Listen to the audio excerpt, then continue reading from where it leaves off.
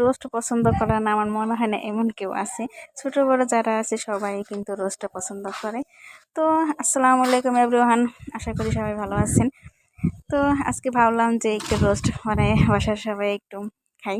তো সে যেভাবে সেই কাজ, ছোটো বানিয়ে সব কিছু কাটাকাটি করে রোস্টের পিসগুলো বানিয়ে নিছি। তারপরে রোস্টগুলো একটু লবণ দিয়ে রাখার পর কিছুক্ষণ পরে আবার লেবু দিয়ে সুন্দর মতো মাখিয়ে রাখছিল, যাতে যে স্মেলটা আছে সেটা দূর হয়।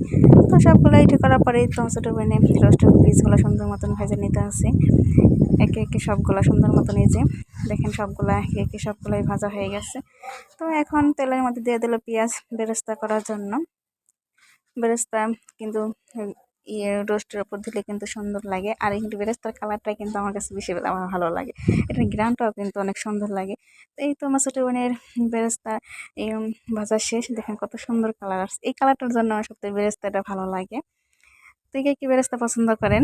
তারপরে এই তো আবারও কড়াইতে তেল দেওয়ার পরে পেঁয়াজ দেওয়ার পরে ভাজা হালকা একটু ভাজা নিছে।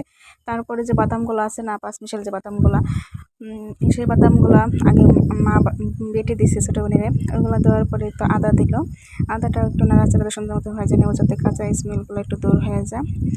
এই তো সুন্দর মতন আমার ছোটো বোনে ভাজতেছে। ছোটো বোনের রান্না কিন্তু দারুণ হয়, ওই সব কিছুতেই এক্সপার্ট, রান্নাগুলো ভালো হয়।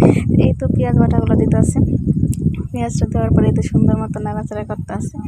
এতে নাড়াচাড়া করে থেকে সামান্য পরিমাণ লবণ, সামান্য পরিমাণ বলতে পরিমাণ মতো যে লবণটা লাগে সেটাই আপনারা দিবেন। তারপর এই যে রাঁধুনির যে রোস্টের মশলা আছে সেটা দেওয়ার পর নাড়াচাড়া দেওয়ার পরে দেখেন কত সুন্দর একটা কালার আসছে। তারপরে যেমন ছোটো বোনের সসগুলো দিতে আসছে। সসের গ্রানটা কী পছন্দ করেন। রোস্টের সব থেকে বেশি মজা লাগে কি জানেন, এই গ্রেভিটা। এটা কিন্তু দারুণ লাগে ভাতের সাথে খাওয়ার জন্য। তো এই তো ওই মশলাগুলো সুন্দর মতন কষানোর পরে এই তোমার ছোটো বোনের যতগুলো রোস্টের পিস ছিল সবগুলো দিতে আছে। তো এগুলো সুন্দর মতন নাড়াচাড়া করার পর যাতে মশলাগুলো প্রত্যেকটা ভিতরে সুন্দর মতন যায়, তো ওইগুলো ভাবে সুন্দর মতন নাড়াচাড়া করতে আছে। নাড়াচাড়া করার পর এই তো যেটা মোস্ট ইম্পর্টেন্ট, দুধ কিন্তু লাগবে এই রোস্টের মধ্যে। তো এই তো ছোটো বোনে যতটুকু পরিমাণে দুধ লাগবে পরিমাণ মতন দুধটা দিতে আসি। দুধটা দেওয়ার পরে কিন্তু কালারটা জাস্ট ওয়াও, অসাধারণ দেখতে লাগে। এই তো যতটুকু জাল আপনারা খাইবেন ততটুকু জাল, আমরা যেহেতু একটু জাল ঝাল খাবো তাই একটু জালের পরিমাণটা একটু বেশি দিছি। তারপরে এই তো দেখেন কত সুন্দর কালারটা আসছে, দেখতে কতটা সুন্দর, কতটা লোভনীয় লাগতেছে। কে কে রোস্ট পছন্দ করেন বা বাসায় রান্না করা রোস্ট বেশি পছন্দ করেন নাকি বিয়ে বাড়িতে। আমার জন্য মতো বিয়ে বাড়ি থেকে বাসায় যেতে আপনারা সুন্দর মতো এরকমের রোস্ট রান্না করেন তাহলে কিন্তু দারুণ খেতে লাগবে।